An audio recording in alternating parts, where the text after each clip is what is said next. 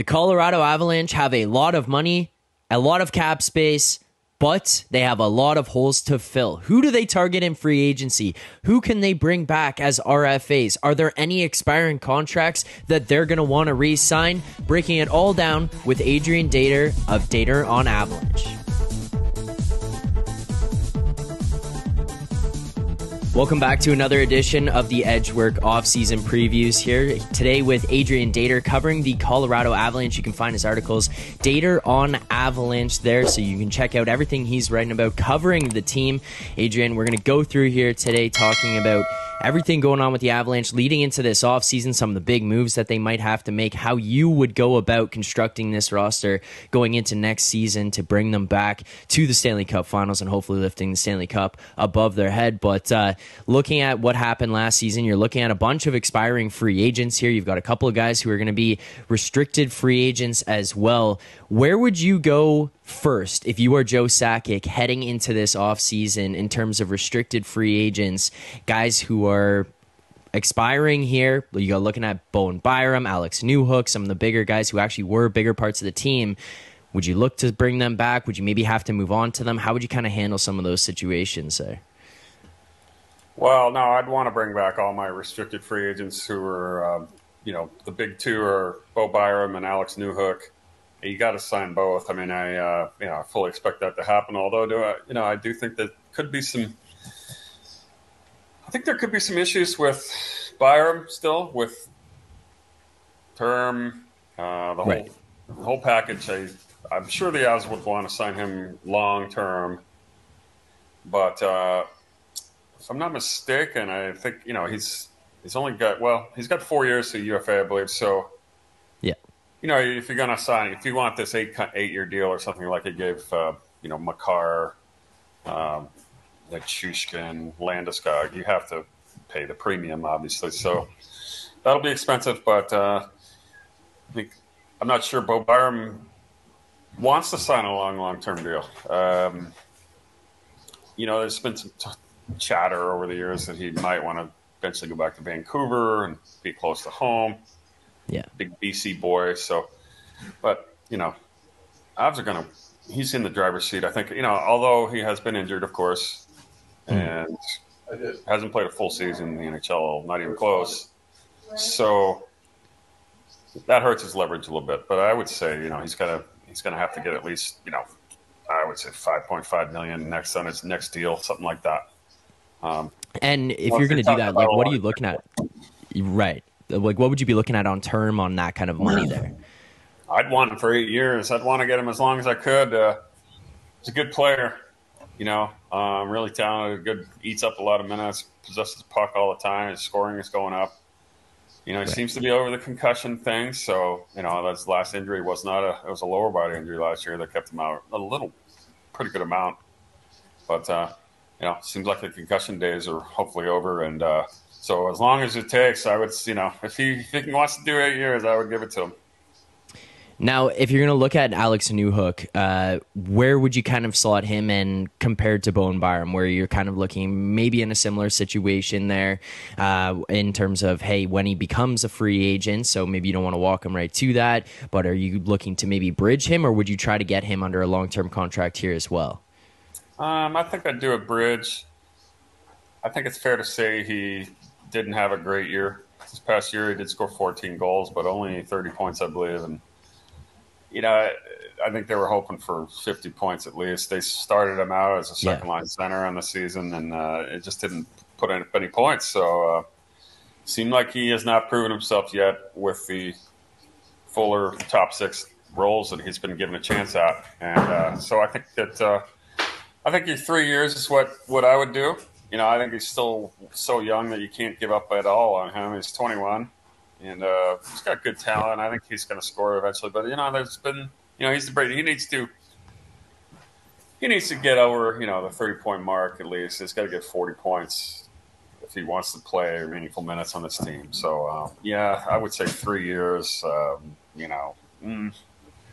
think he's really realistically only earned $2.5 million a year right now, based on his current worth and maybe his projection for a couple 3 years. Did you hear something that might be getting you excited about betting on the NHL next season? Maybe you want to get into the futures markets, whether it be conferences or divisions, or you're looking to bet on the Stanley Cup. Well, Pinnacle Sportsbook is the place to do it because Pinnacle is the world's sharpest sportsbook. You can find out what professional bettors have known for decades. Pinnacle is where the best bettors play. You must be 19 plus and in Ontario, not available to customers in the US. So thank you to our sponsor over at Pinnacle. Make sure to go and sign up there. It is the world's sharpest sportsbook. Now, if you look over to the UFAs, guys that are expiring from this team, it's a long list here. Obviously, some of these guys were acquired maybe closer to the deadline or within the last year or two. Is there anybody who's expiring right now that you would be putting at the top of your priority list to bring back? You got some guys who've been there for a long time, but then there's a couple guys who just did one-year things. Like, how would you kind of sort that out? What would you look to bring them back on, and who would those guys be? It's a tough question to answer because I know that the UFAs that they have are going to want pretty good money. And I don't see that happening with the Avs, what they probably want. I think there's some or all of them going to have to take a pretty good hometown discount to stay, and I don't think players do that very often anymore. Maybe, well, it depends on the levels you're at. I mean, sometimes you'll take $2 million less on a $88 million deal, you know, instead of a $86 million. But I think, you know, the question is, are they going to sign JT Compher or not? And what are they? If not, then now they have really no second line center, no third line center if he leaves. He had 52 points last year. It's June 19th right now, or 12 days away from the start of the market. And usually if Avs don't have guys signed by now, it usually doesn't go very well. I usually start out at 50% on June 1st. If a guy's not signed, and I'd subtract 1% every day till July 1st as far as their chances of coming back. Right. They better have something in the backup plan, and we'll get to that. But I still think that Compher is the guy I'd probably put at the top of the list just based on what he did. You know, 52 points is 52 points, and he's won a cup, and he's been here a few years now. And you know, there's rumors he might want to go back home to Illinois and play for the Blackhawks. But I think he's going to get. He might get an offer of $5 million a year on the open market. I don't think the Avs want to go that high. It basically got about $20 million of cap space, but that includes the $7 million that they're going to use for Landeskog's LTIR. Yeah. Otherwise, it would have been $13 million. So, you know, they've got 1 year of $7 million. You know, the hope is Landeskog comes back after next season and plays, but that's obviously a ways up. But you know, the second guy, I think actually the guy who has the best chance of coming back as a UFA is probably Andrew Cogliano, but it's a 1 year, $1 million signing at best. So I think, you know, they love him, and he's done well here. And, you know, so, you know, Eric Johnson, I don't see it happening. I think he's going to leave. The other big guy they have at UFA is Evan Rodriguez. 19 goals last year? Or only 16, 39 points, I think, was his total. A little bit underachieved, maybe, you can argue. At times he was good, though. He really went into kind of a slump at the end of the year and into the playoffs.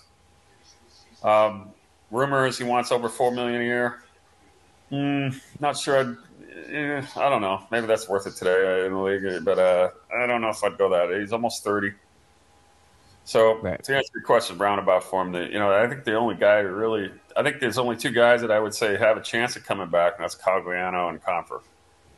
Right. So you're, in terms of the RFAs, you are going to try to bring back Byram here. You're going to try to bring back Newhook.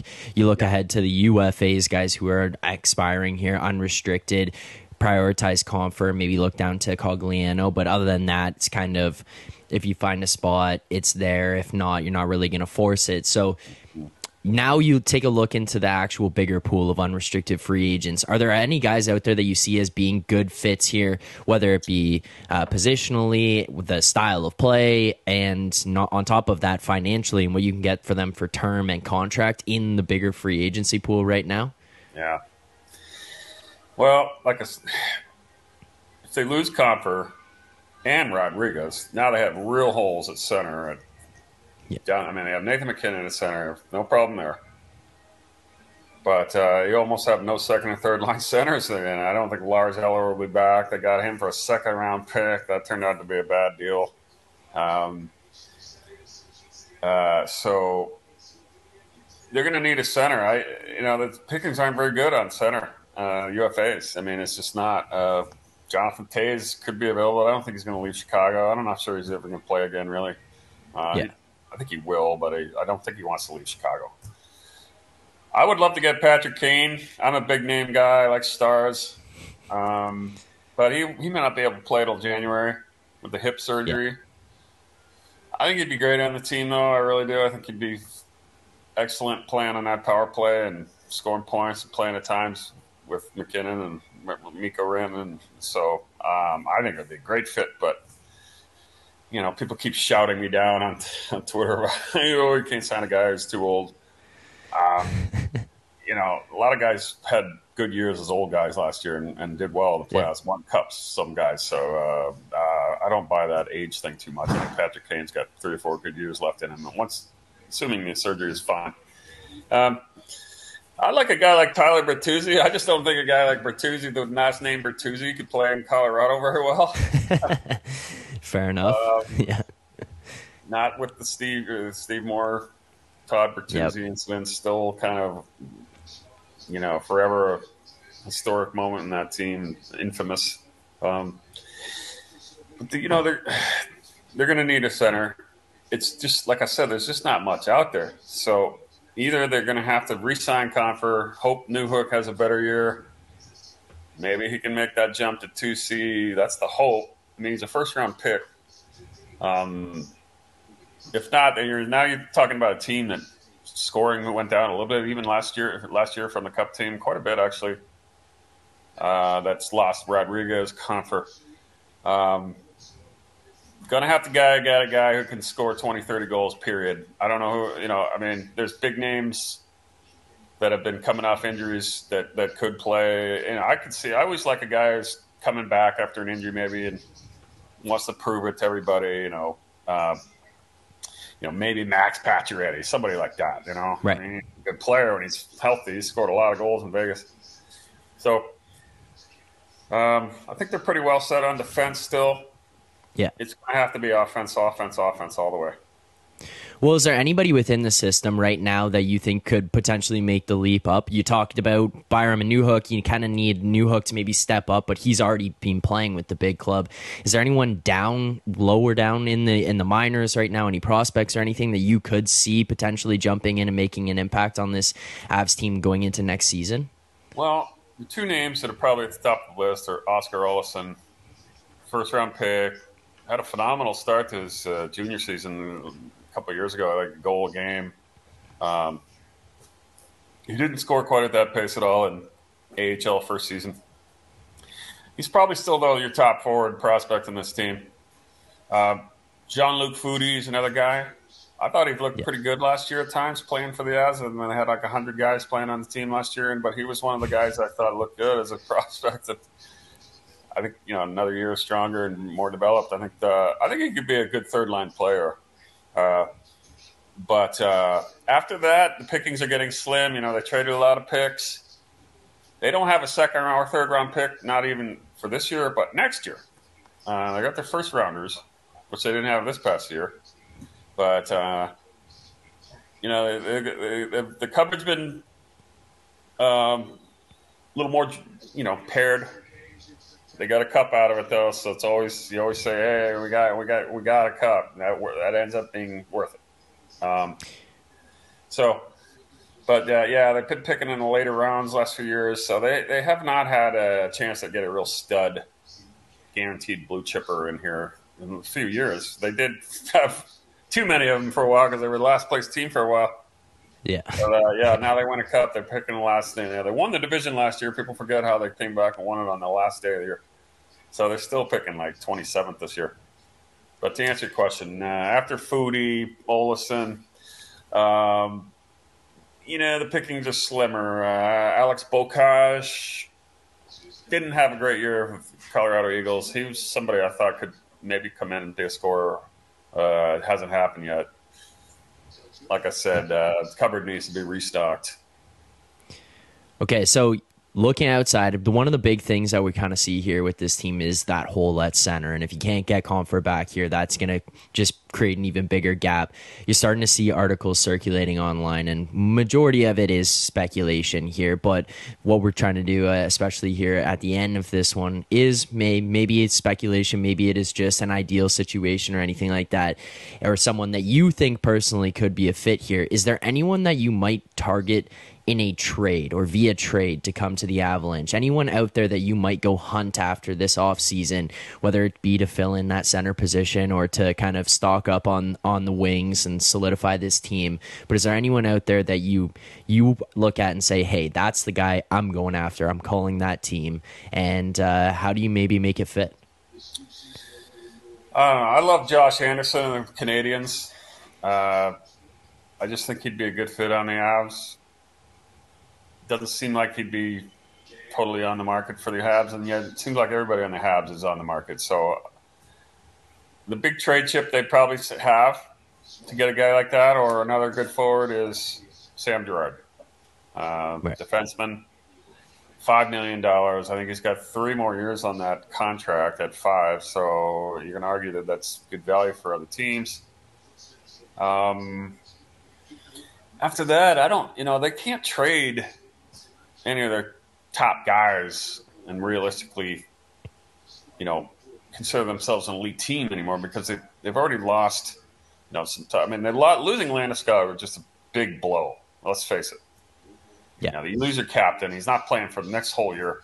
He may never play again. We don't know about this. This surgery he had is very experimental. So that's just a huge blow, and it's not been easy to overcome. You just can't trade your way out of things in this league much anymore. You're stuck with what you got cap-wise. It's hard to move bad contracts now. So I like Josh Anderson myself. I'm blanking on his last name. The center is available in Calgary. Why am I forgetting his name? But maybe you got to fill me in right now. Lindholm? Yeah, Lindholm, of course. I knew that would come to me. Lindholm is the other guy people keep talking about. I like Lindholm. He's a good player. I'm sure they're going to want Scheifele, maybe? What's that? Scheifele? Well, I think, I don't know. Wouldn't he cost a lot? Maybe. If they take Sam Girard, yeah. I don't know if they need that in Winnipeg so much. Lefty puck-handling defenseman who, is small, but he's good. It's a good player. I mean, he's, possesses that puck a lot. They don't have a lot of picks to trade anymore. So, I mean, they could trade their first-round pick, but it's only 27th in the draft this year. What are you going to give up for a 27th pick, right? Right. It's not an easy solution. I think they're just going to try and patch their way through another year and hope for the best with Landeskog. I think it's going to be a big-name guy like a Kane or a Pacioretty. If Jonathan Toews somehow wants to play another team, I think I like Jonathan Toews. I think everybody calls him over the hill now, but I don't know. 15, 20 goals, a second-line center, captain kind of guy. I'd take it, but, I'm often called wrong on the I don't see I would love to get, some guys. I mean, it'd be great to get Sidney Crosby on this team. He's MacKinnon's pal. Yeah. Sure, does he want to keep playing in Pittsburgh on a team that's going way downhill? Probably. I mean, he's such an icon there. Those guys usually want to have a legacy that lasts forever. Love to get Sidney Crosby if it could, but I don't know. That would cost a lot. They'd have to give up a real good player. It would be fun to watch him and MacKinnon together. That would be a cool situation to see. It would be great. They're best friends. Yeah. Jonathan Drouin might be available. He was McKinnon's pal too in junior. It's such an uncertain world. You have to sort of buy low and hope to sell high on these kind of players, right? You're just not in a great spot to cap wise or anything else to just go get whatever you want. The free agent pool just looks to be kind of lacking, and so there, it's it's, Val Nichushkin is going to have to come back and play well for this team to come back well. And, he went through this, mini scandal thing in the playoffs. So sounds like he's going to come back and play, though. So that's big. But I just don't think the Avs are going to get a lot of instant help on the trade market or free agency. That said, they do have $7 extra million to play with. That should get a pretty good player for the year, 1 year at least. It really should. Yeah. Well, I'll ask you this final question here before I let you go. I do appreciate you taking the time to do this here. What are your realistic expectations of the Avalanche for next season? Their success that they could potentially have, what they might be striving for. You mentioned a lot of uncertainty. You see a lot of big holes right now. They do have some money to play with, but outside of that, you're going to look at this team and what they could potentially do next year. Where do you kind of predict them going? How do you see the next season playing out? I think it'll be a good season again. They had so many injuries again last year that I don't think the odds are good that they'd have as many big injuries that they had everything last year. You've still got a dynamite core of MacKinnon, Rantanen, Arturi Lekkonen's a good player. If Nichushkin's back to his form, he's an excellent forward. There's 4 really good forwards right there. Then you've got Cale Makar, of course, on D, best D in the league. Only 60 games last year, but 66 points. Got to get him fully healthy again, hopefully. He's had some nagging little injuries that were, kind of upset the team's, stride at times last year, but and he gets suspended for Game 5 in the playoffs. That hurt. And you've got a really good defensive core still. Devontae is entering his last year of a deal. They're going to need to extend him somehow. Whatever it takes, I would keep Devontae no matter what it costs. You have to keep him for the future. Bo Byram was an excellent player. Then they've still got Gerard. If they lose Eric Johnson, they should be able to find a pretty good defenseman out there to replace him. So I think it's still a very good team. They got a good goalie. The kid played pretty well last year for not in Game 7 as much, maybe, but it wasn't really his fault in Game 7 against Kraken. But he did get outplayed in that series by Grubauer. That said, he had a very good year, and he's a good player, good goalie. So They've got the goalie. They've got the top 2 on defense still. They've got Nathan MacKinnon and Mikko Rantanen. They're going to win their share of games. Got to be healthier going into the playoffs next year. If they do, they're still a dangerous team and could win another cup. I wouldn't bet a lot against them. That said, they need to patch a couple holes that they've had. All right, well, Adrain, thank you for taking the time to do this. Really appreciate it. If you want to find more of his content, you can find him Dater on Avalanche, more articles that he's writing there covering this Avalanche team. So thank you very much for doing this today. We appreciate it, and hopefully the Avalanche can have themselves an interesting offseason to give you something exciting going on out there. There's plenty of money to work with, plenty of room to work with. So we'll wishing you an enjoyable season next year. I appreciate it. That'll be year 29 covering the team. So, on the back 9 of my career, but yeah, still a fun team to cover. So, thanks for having me. I appreciate it.